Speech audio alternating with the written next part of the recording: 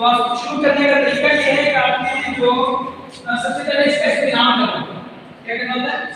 इस्तेमाल। अब इस्तेमाल करने का तरीका क्या है? असल तरीका सबसे आसान ये है कि आप जाके इसका भूसा दीजिए। वो दबे रश ना।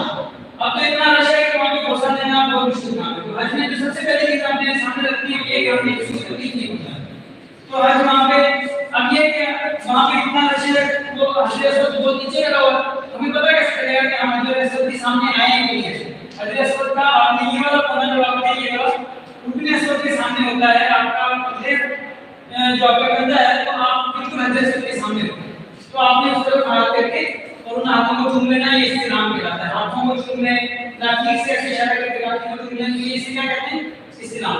अब बात जब ऐसे होता है कि इतना रश होता है, हमको पूरा कोने ये पता नहीं चलता है कि हम कोने के सामने आए हैं या नहीं है। तो उसके लिए गवर्नमेंट ने एक आसान काम किया है कि इस तरफ आपकी राइट साइड के ऊपर यहाँ